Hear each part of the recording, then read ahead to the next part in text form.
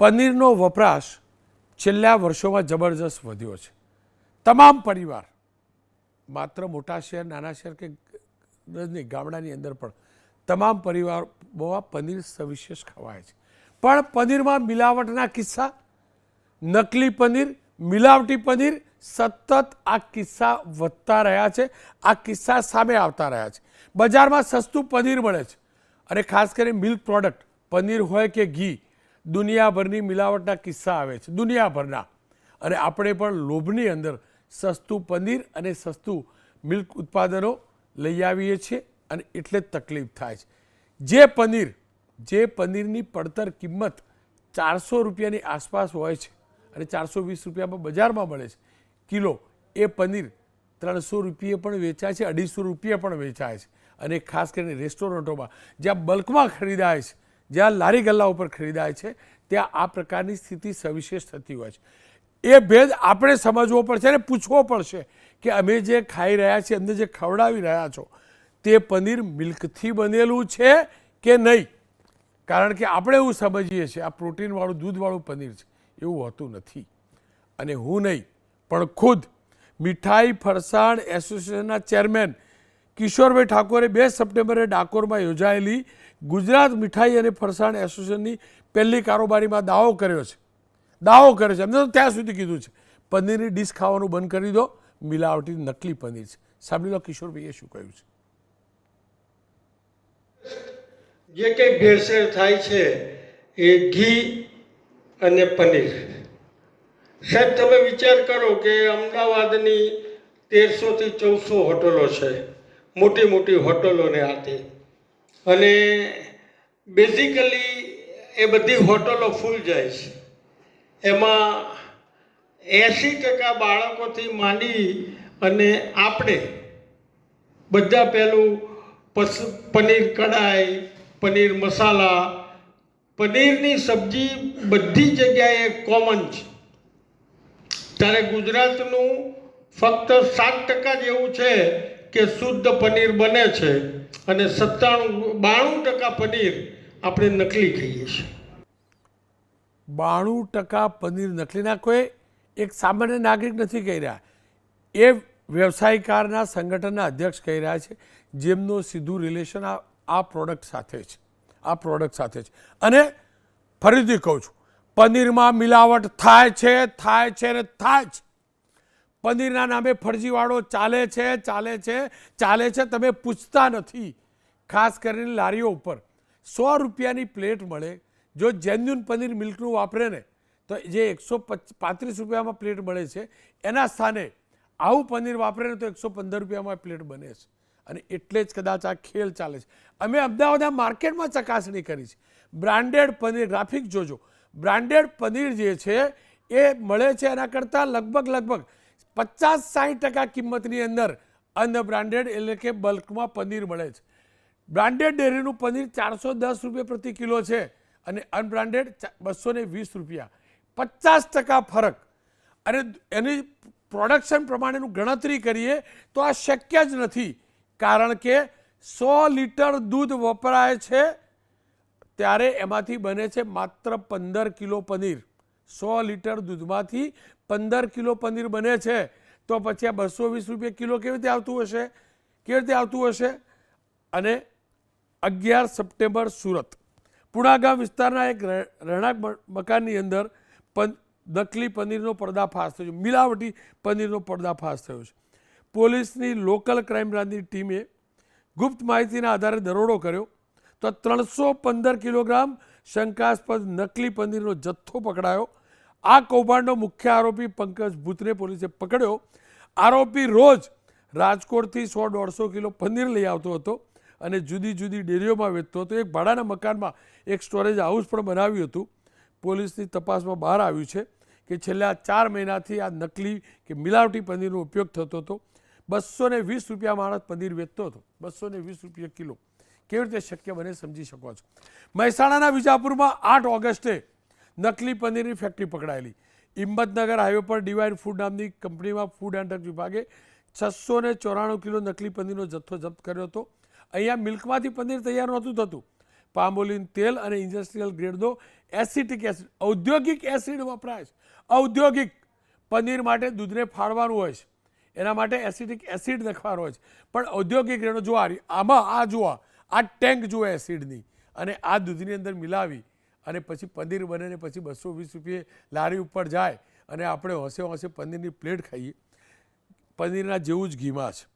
ઘીની અંદર પણ જામનગરમાં દરોડો પાડી 1,40,00,000 રૂપિયા મિલાવટી ઘીનો જથ્થો પકડાયો છે. ભારત ફૂડ્સ કોઓપરેટિવ લિમિટેડમાંથી 67 ટન રિફાઇન્ડ પામોલિન તેલ પણ સીઝ થયું છે. એટલે કે ઘી જે છે ને એ પામોલિન તેલમાંથી બનતું હતું. વિચાર કરો તમે. કહેવાય શું તો કે દૂધનું ઉત્પાદન. અને અહીંયા પણ કાર્યવાહી થઈ છે. 8 સેમ્પલ મોકલી આપવામાં આવ્યા છે. બનાસકાંઠા 8 સપ્ટેમ્બર અહીંયા પણ ચંડીસરમાં આવેલી એક ફેક્ટરીમાંથી 35 લાખનો 5.5 ટન શંકાસ્પદ ઘીનો જથ્થો પકડાયો છે. ગયા મહિનામાં અલગ અલગ 10 ઠેકાણે રેડ કરવામાં આવી, 28 નમૂના લેવામાં આવ્યા. 45 ટન શંકાસ્પદ ખાદ્ય પદાર્થ મળ્યો છે, જેની કિંમત 1,80,00,000 રૂપિયા થાય છે અને તેને જપ્ત કરાયો છે. પનીરને કેવી રીતે ચકાવશો, ગ્રાફિક્સમાં બધું જોજો તમે. કેવી રીતે પનીર જરૂરી છે એ પણ જોજો, પણ એ સાથે ચર્ચા પણ શરૂ કરી દઈએ. કિરીટભાઈ પટેલ પનીર અને ડેરી કન્સલ્ટન્ટ છે, ખાસ કરીને ડેરી પ્રોડક્ટના કન્સલ્ટન્ટ છે. સનતભાઈ રેલિયા ઉપપ્રમુખ છે southern Gujarat hotel and restaurant એસોસિએશનના, અને પ્રવીણભાઈ બ્રાહ્મી એક્ઝિક્યુટિવ ડિરેક્ટર છે દૂધસાગર ડેરીના. શરૂઆત સનતભાઈ આપનાથી જ કરીશ. જો એક સંગઠનના પ્રમુખે કહ્યું છે 90% કરતાં વધુ પનીરનો જથ્થો મિલાવટી હોય છે, એમનો નકલી શબ્દ વાપર્યો છે. એમનો ત્યાં સુધી કહ્યું કે પનીરની ડીશ ખાવી નહીં. મારે આટલું જ સમજવું ને જાણવું છે. એટલી તો નફાખોરી ના હોય મોટા ભાઈ. 220 રૂપિયે પનીર શક્ય જ નથી, કોઈ હાલતમાં શક્ય નથી. કોઈ એમ કે પામોલિન તેલ મિક્સ કરે તો શક્ય નથી. તો પછી આવું પનીર કોઈ પણ હોટલ રેસ્ટોરન્ટ કે લારી ખૂંચાળા વાપરે કેમ? લોકોના સ્વાસ્થ્ય સાથે છેડા કેમ?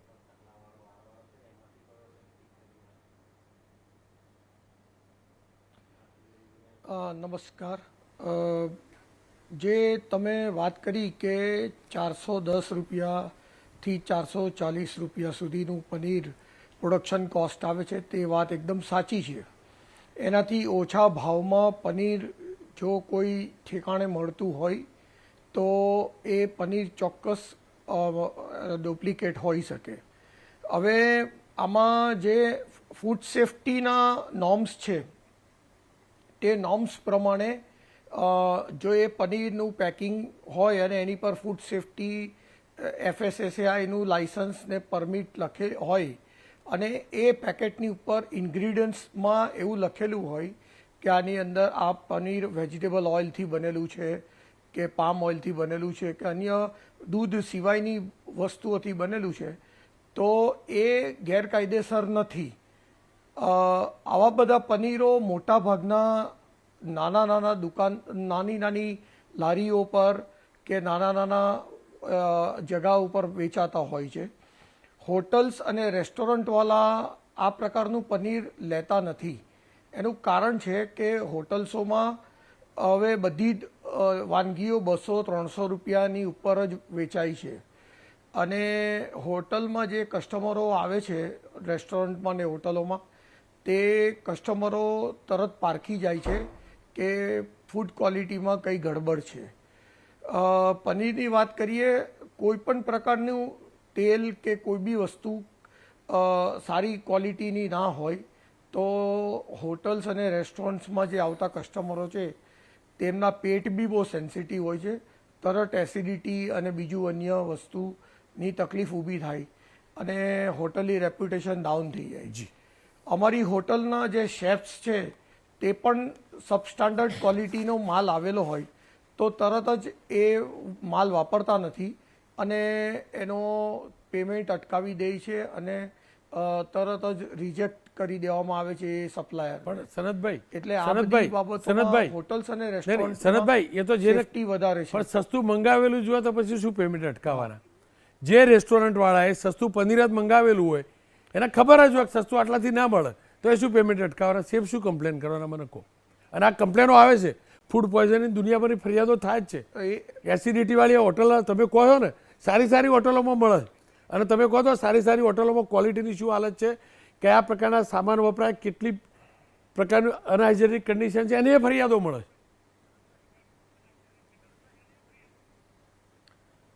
આમ જનરલી બધી જ સારી હોટલ્સ અને રેસ્ટોરન્ટ જે હું જેટલી બી સાઉથ ગુજરાતમાં ઓળખું છું તે બધા બહુ જ વધારે પડતી કાળજી લે છે, કારણ કે રેગ્યુલર ઇન્સ્પેક્શન્સ ચાલે છે, રેગ્યુલર રેડ્સ પડે છે. જી જી. એટલે ને હવે તો બધા કિચન પણ ઓપન થઈ ગયા છે કે કોઈ પણ આવી શકે છે, એમાં કાચની બારીઓ પણ હોય છે. વધારે પડતી હોટલ્સોમાં તો સ્ટુડિયો કિચનો ચાલુ થઈ ગયા છે.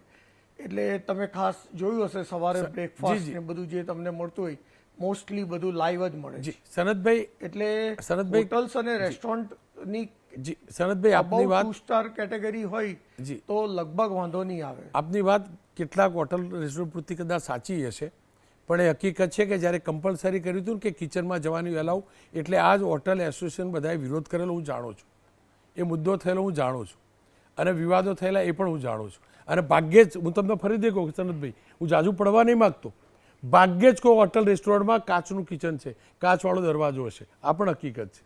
હું મુદ્દો ભટકાવવા નથી માગતો, પણ આ પણ હકીકત છે, આ પણ હકીકત છે, અને બધા લોકો જાણે છે. બરાબર સનતભાઈ, હું તમારા શહેરમાં હું બી રહેલો છું, મેં પણ ખાધેલું છે.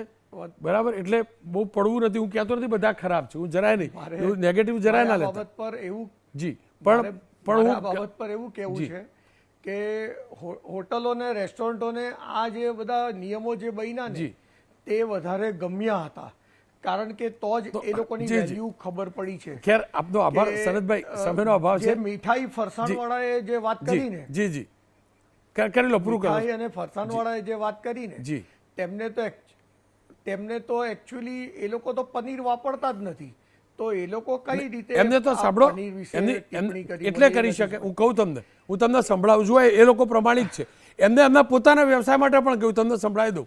સરભાઈ, તમે કીધું ને પનીર, બરાબર, એ બી તો નાગરિક છે, એમનો અધિકાર છે, કરવું જ જોઈએ, ડંકાની ચોટ ઉપર.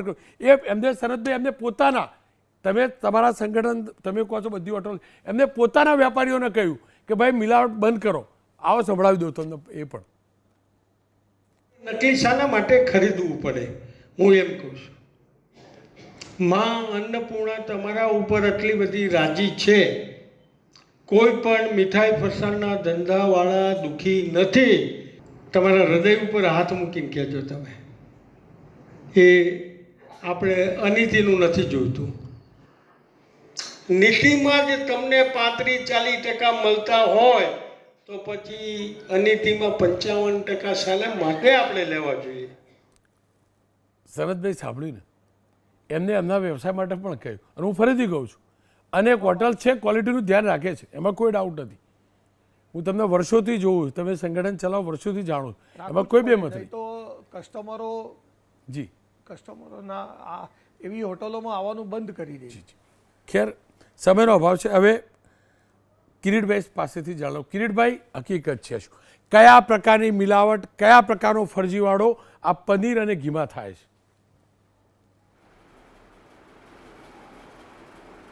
એકચ્યુઅલી સાહેબ, પનીર છે ને એ આપણી ઇન્ડિયાની ચીઝ છે.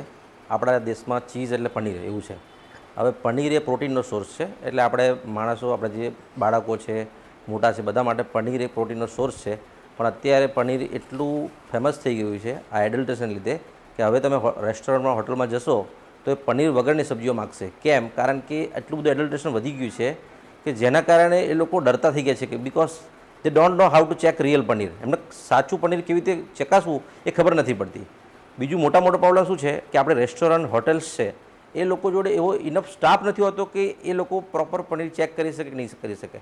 સાચું પનીર, ખોટું પનીર ચેક કરવાની બી એબિલિટી જોઈએ એમને, તો એ બી નથી હોતું. એટલે એના લીધે પનીર અંદર ઘૂસી જાય છે. અમારા ઘણા બધા પનીરના મેન્યુફેક્ચર છે, એ લોકો અમને કહે છે કે સાહેબ અમે ત્યાં જઈએ છીએ ને તો એ લોકો એવું કહે છે કે અમને સસ્તું પનીર આપી જાય છે, 200 રૂપિયા કિલો, 180 રૂપિયા કિલો. જ્યારે પડતર કોસ્ટ જ 250 થી 300, 400 રૂપિયા આવતી હોય તો 180માં કેવી રીતે પોસાય? તો કે સાહેબ અમારે બનાવવું પડે છે. મેં કહું ભાઈ એ બનાવો નહીં તમે, એ આગળ જઈને લાંબુ થશે. એટલા માટે તમે પ્યોર રસ્તો પકડી રાખો, લાંબા ગાળે એ જ ચાલશે. પણ લોકો એવું કહે છે કે ના સાહેબ તમે અમને શીખવાડો. હવે અમારે શીખવાડવાનું વસ્તુ રોકવાનું જરૂર છે, ત્યાં શીખવાડવા માટે અમને રિક્વેસ્ટ કરવામાં આવે છે. તો હવે શું કરવું? એટલા માટે આપણે બધાએ ભેગા થઈને કરવું પડશે, કારણ કે આ દેશ માટે બહુ ખરાબ પરિસ્થિતિ છે આ. કેટલું પ્રમાણ છે મોટા ભાઈ? આ પનીર ડુપ્લિકેટ કયા કયા પ્રકારનું આવે થોડુંક સમજાવી દો ને વિસ્તારથી, તો અમારે જેવો સામાન્ય વ્યક્તિ પણ સમજાવ. ન તો હું કહું ને મત પેલા પનીર ખાતા હોય ને તો એમ કે વાહ સરસ છે પનીર, એકદમ સોફ્ટ છે, ખરેખર હોય છે શું? એકચ્યુઅલી શું છે કે પનીર છે ને એમાં મેઇન એડલ્ટ્રેશન તેલનું થાય છે. તેલ દૂધમાંથી પ્યોર મલાઈ કાઢી લે અને તેલ નાખી દે એટલે સસ્તું થાય છે. લોકો જે દેખાડે છે કે સ્ટાર્ચ નાખે છે, આ નાખે છે, એવું બધું કંઈ હોતું નથી. જે એડલ્ટ્રેશન પનીર આવે છે એમાં બી તેલ જ નાખે છે. જે તેલ આપણે શાકમાં ખાઈએ છીએ એ તેલ નાખે છે લોકો. એટલે ખરેખર એવું નુકસાન નથી કે જેવું લોકો દેખાડે છે. એટલે ઘણી બધી મીડિયા રીલ્સ એવું દેખાડે છે કે પનીર એડલ્ટ્રેશનવાળું ખાધું એટલે પતી ગયા. ખરેખર એવું નથી. તેલ જે છે ને એ ખાવા લાયક જ છે અને એ જ સબ્જીમાં વપરાય છે, પણ ખરેખર એ પનીર નથી હોતું. એને પનીર ના કહેવાય, એને એનાલોગ પનીર કહેવાય. તો લોકોને એ જ ડિફરન્સ ખબર નથી કે એનાલોગ પનીર અને સાચું પનીર કયું.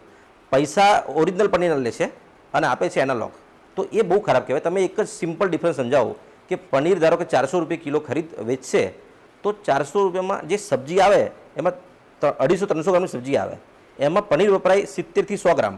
તો 100 ગ્રામ પનીરની કોસ્ટ સબ્જીમાં થઈ 35 થી 40 રૂપિયા. હવે 40 રૂપિયામાં પ્યોર પનીર મળે છે અને 30 રૂપિયામાં એડલ્ટ્રેટેડ પનીર મળે છે એનાલોગ. તો હોટલના માલિકે વિચારવું જોઈએ કે ખાલી 10 રૂપિયા માટે હું શું કરવા આવું કરું, કારણ કે સબ્જી જે મળે છે માર્કેટમાં એ લોકો 300 થી 600 રૂપિયા ચાર્જ કરે છે એક સબ્જીની પ્લેટની. એમાં ખાલી 10 રૂપિયા માટે થઈને તમે આવું કેમ કરે છે? પણ કિરીટભાઈ આપ જે કહો એ છો બહુ મોટો પ્રોબ્લેમ છે. એ લોકો વિચારવું જોઈએ કે એડલ્ટ્રેશન પનીર.